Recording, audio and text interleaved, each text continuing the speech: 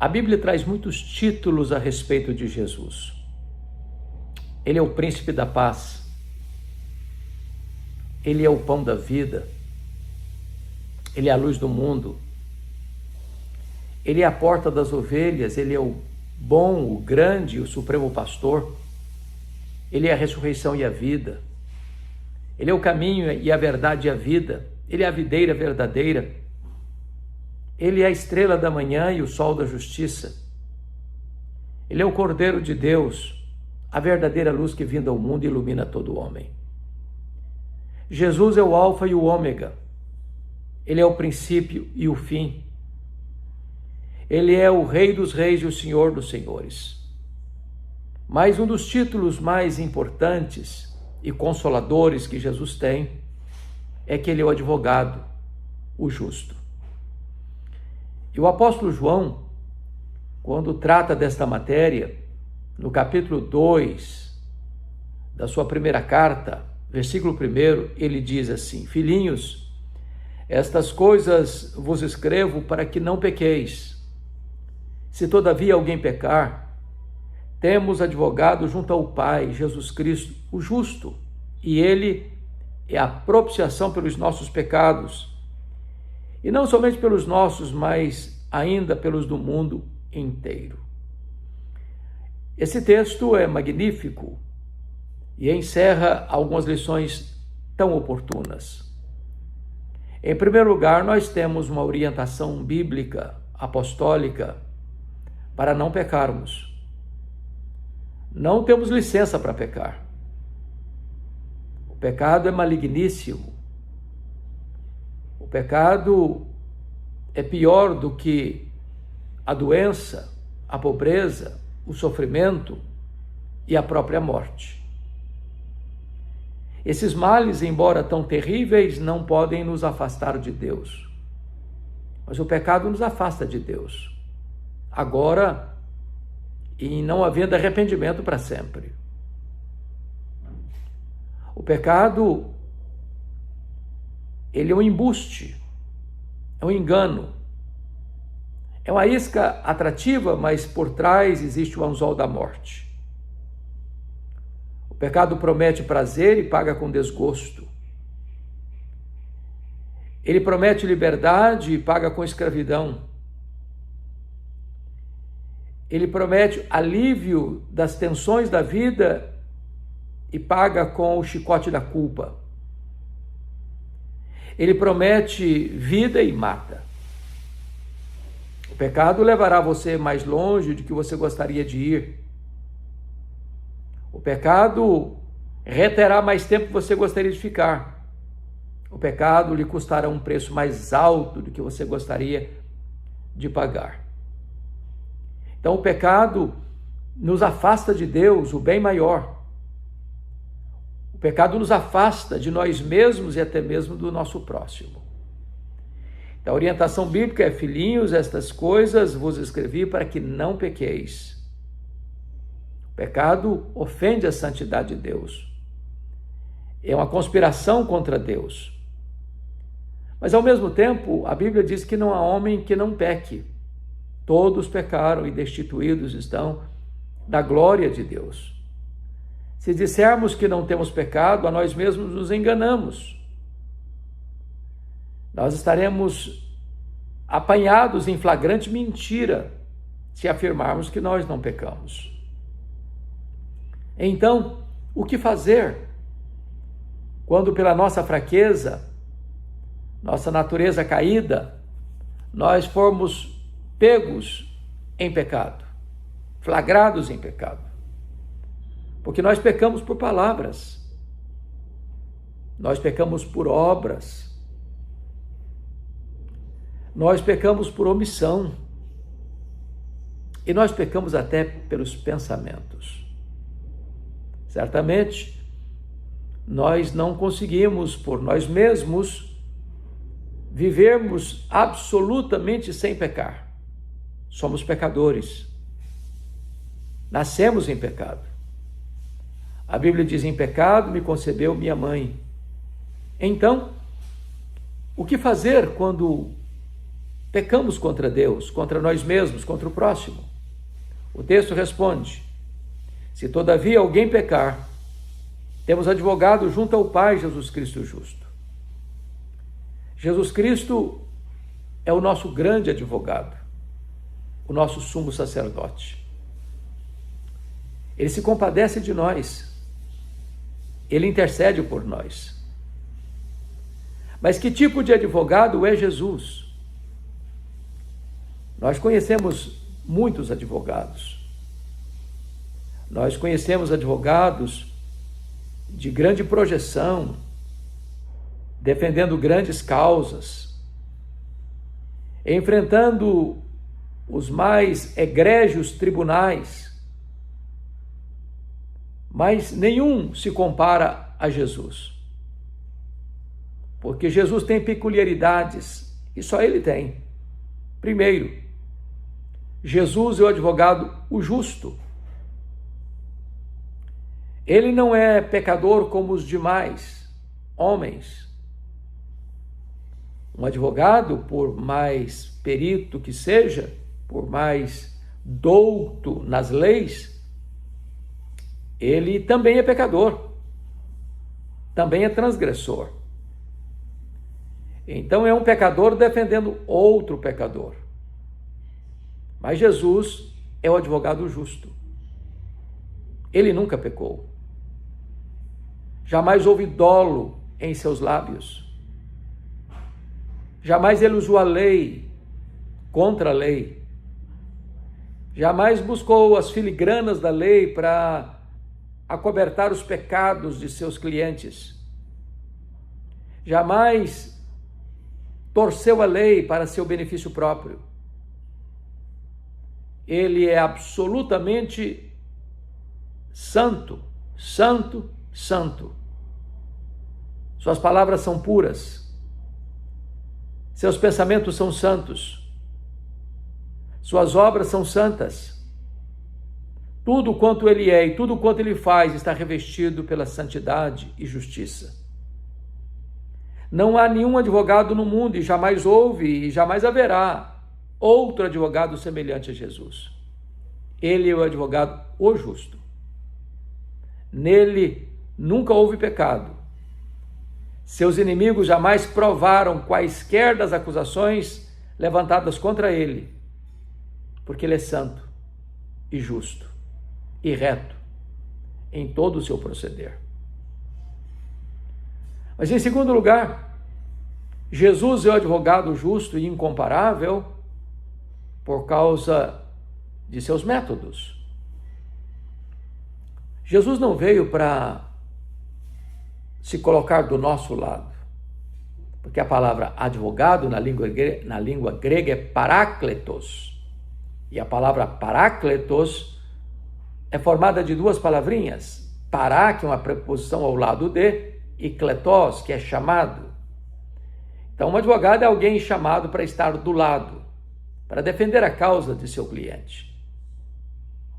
Mas Jesus não veio para defender nossa inocência. Não, ele não é esse advogado. Para dizer que nós não erramos, que nós não pecamos, que nós não transgredimos a lei, que nós não somos culpados. Não. Ele veio para reafirmar a nossa culpa.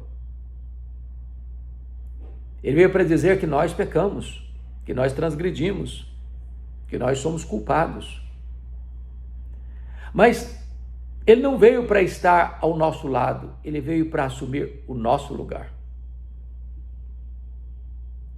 Ele veio para carregar sobre o seu próprio corpo no madeiro os nossos pecados. Ele veio para se fazer pecado, sendo ele santo, santo, santo. Ele veio para ser considerado maldito, ele que era bendito eternamente, tendo glória com o Pai antes da fundação do mundo. A Bíblia diz que Deus lançou sobre ele a iniquidade de todos nós. A Bíblia diz que ele foi ferido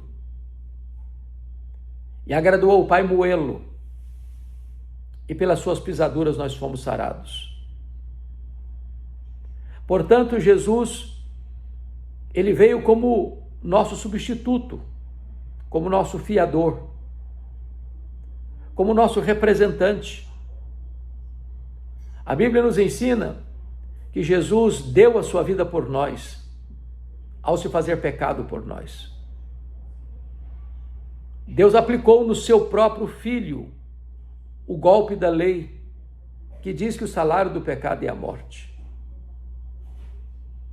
Deus não poupou o seu próprio Filho, antes por todos nós o entregou.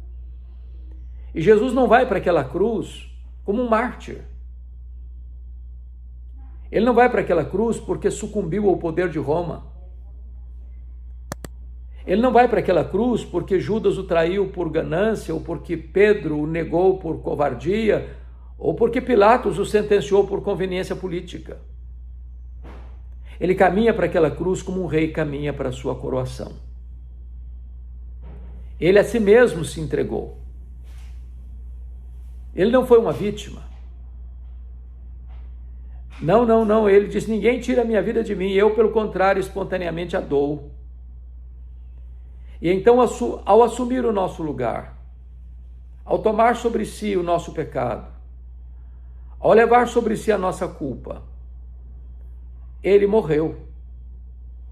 E a Bíblia diz que ele morreu pelos nossos pecados, segundo as Escrituras, foi sepultado e ressuscitou, segundo as Escrituras, para a nossa justificação.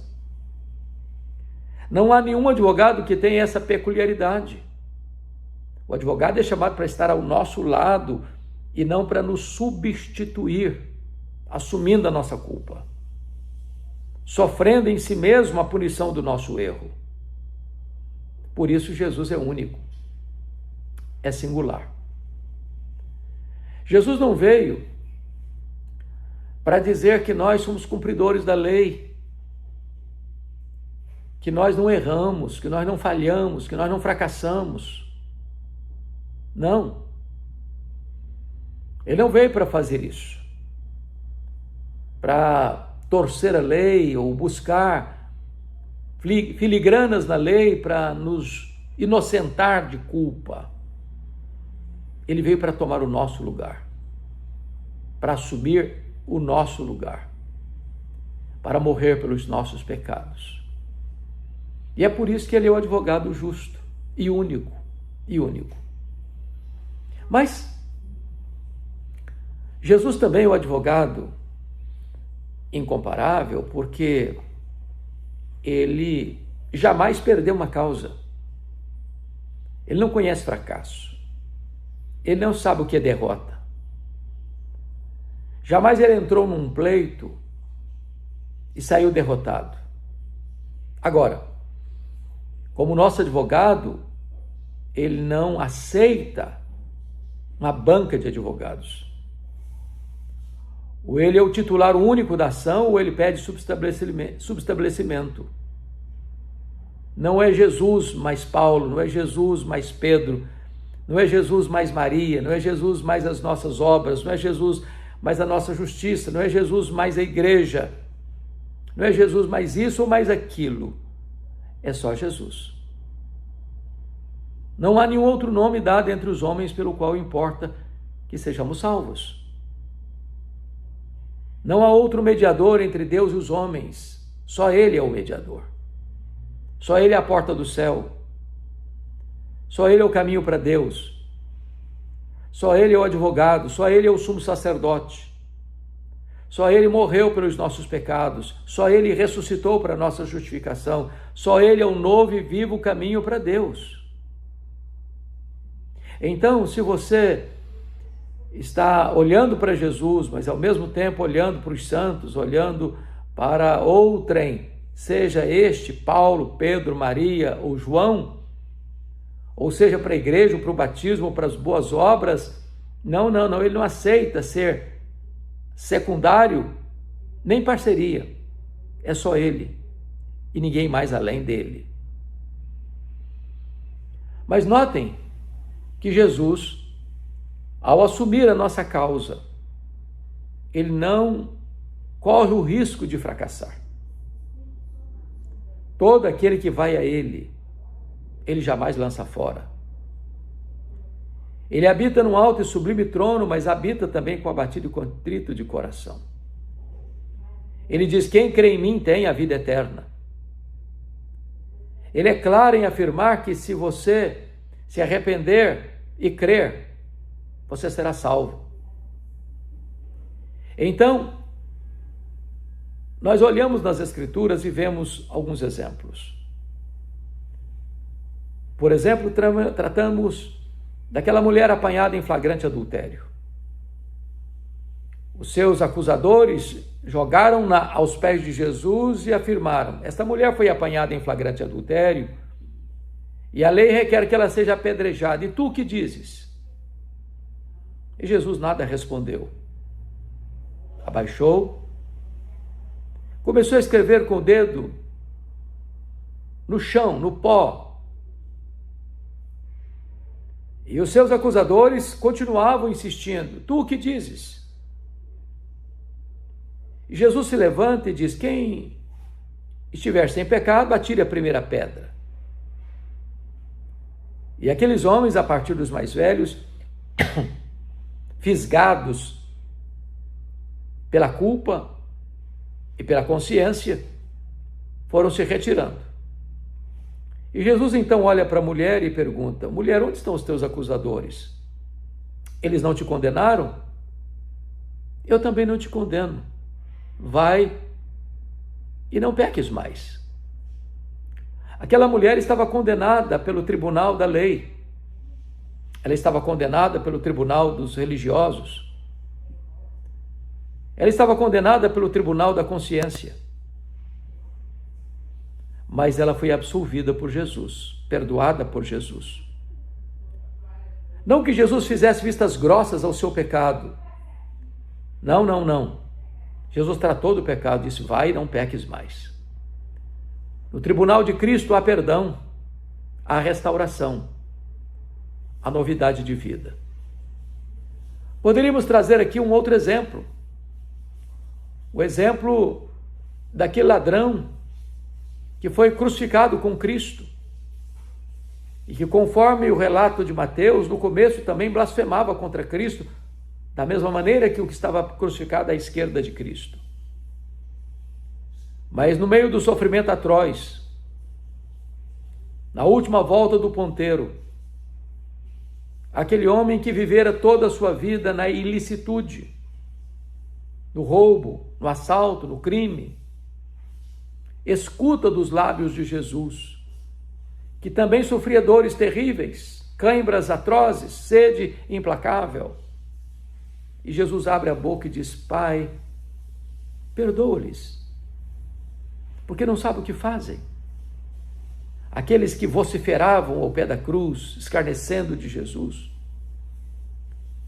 Em vez de Jesus despejar sobre eles fúria divina, ira santa, Jesus pede ao Pai para perdoá-los. E não apenas isso, mas Jesus atenua a culpa deles, dizendo: eles não sabem o que fazem. Estas palavras certamente enterneceram o coração daquele homem que estava à beira da morte. E ele se volta para Jesus arrependido e diz: Senhor, lembra-te de mim quando vieres no teu reino. E Jesus respondeu: hoje mesmo estarás comigo no paraíso. Jesus mostra que a salvação não é pelas obras, porque se o fosse, aquele homem jamais poderia ser salvo. A salvação não é mediante ritos religiosos, nem mesmo batismo, porque aquele homem não teve tempo de descer da cruz e ser batizado.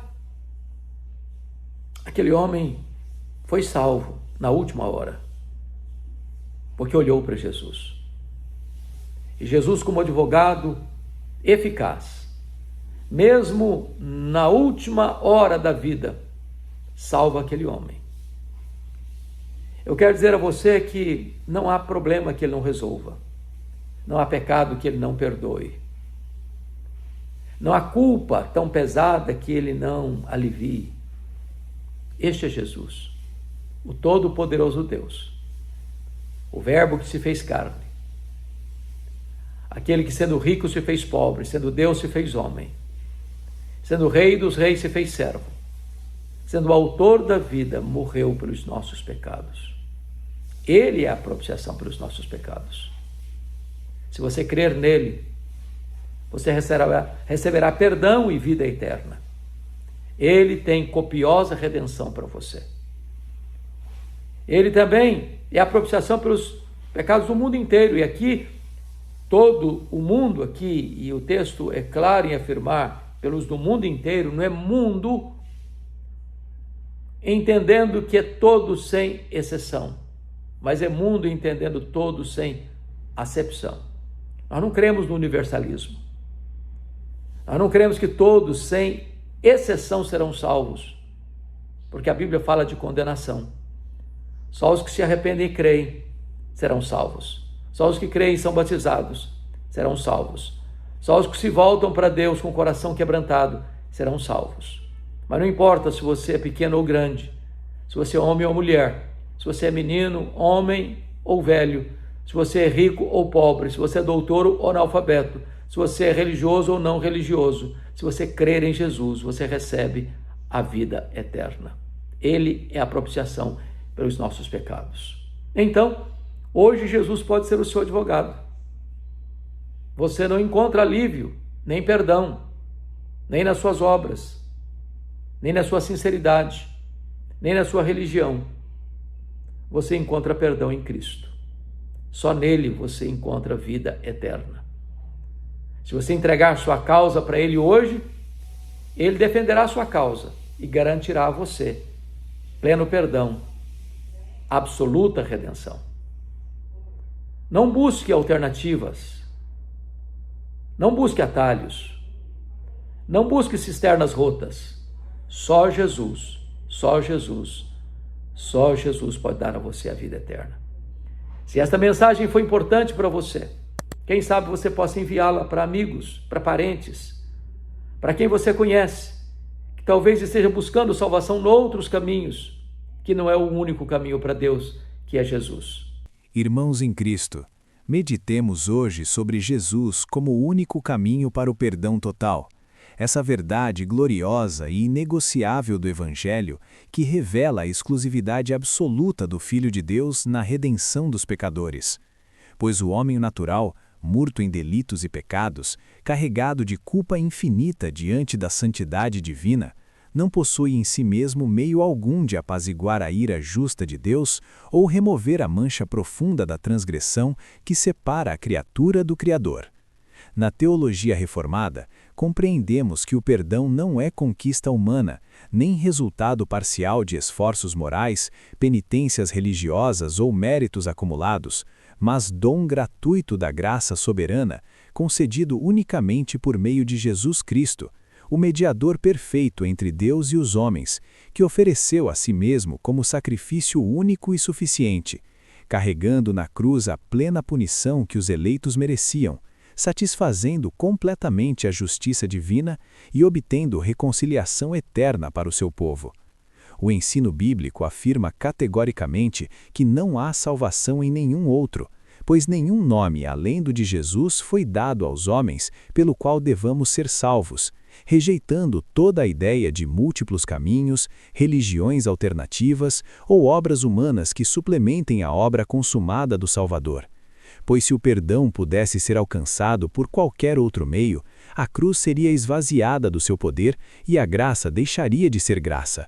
Jesus é o único caminho, porque somente Ele, sendo plenamente Deus e plenamente homem sem pecado, pôde representar os pecadores diante do Pai, viver a obediência perfeita que a lei exige, morrer como substituto vicário absorvendo a ira divina e ressuscitar vitorioso sobre a morte, garantindo perdão total, não parcial ou condicional, mas completo, que remove toda a culpa passada, presente e futura, lava o pecador mais profundo e o declara justo perante o trono celestial. Na perspectiva reformada, essa exclusividade humilha o orgulho humano que busca a autojustificação, consola o coração atribulado pela consciência do pecado que não encontra alívio em rituais vazios ou moralismo superficial, e exalta a soberania da graça que escolhe, chama e aplica o perdão aos eleitos pela fé somente, instrumento pelo qual o crente se apega exclusivamente a Cristo, recebendo a sua justiça imputada sem qualquer contribuição própria. O perdão total em Jesus liberta da escravidão da culpa que escraviza, da religiosidade falsa que engana e do desespero que leva à morte, concedendo paz com Deus, acesso ousado ao trono da graça e certeza de herança eterna. Irmãos, examinemo-nos hoje à luz dessa verdade. Temos nós buscado perdão exclusivamente em Jesus, repousado só na sua obra consumada? Ou ainda acrescentamos obras próprias, tradições humanas ou sentimentos pessoais como condição para sermos aceitos? Reconhecemos que fora de Cristo não há perdão algum, nem esperança de reconciliação? Que o Espírito Santo nos convença da exclusividade gloriosa de Jesus como o único caminho, nos humilhe diante da nossa total indignidade, nos leve a abandonar toda a confiança em nós mesmos e nos lance aos pés do Salvador, que perdoa totalmente os que nele creem. Pois quem vem a ele de modo algum será lançado fora, recebendo o perdão completo pela graça soberana que nunca falha. Até que chegue o dia em que, livres de toda a culpa, contemplemos face a face o Cordeiro que removeu os nossos pecados, reinando com ele em glória eterna, onde o perdão se tornará louvor perfeito, para a eterna exaltação do nosso Deus triuno, que nos reconciliou consigo mesmo, unicamente por meio de Jesus Cristo, o único caminho para o perdão total. Amém.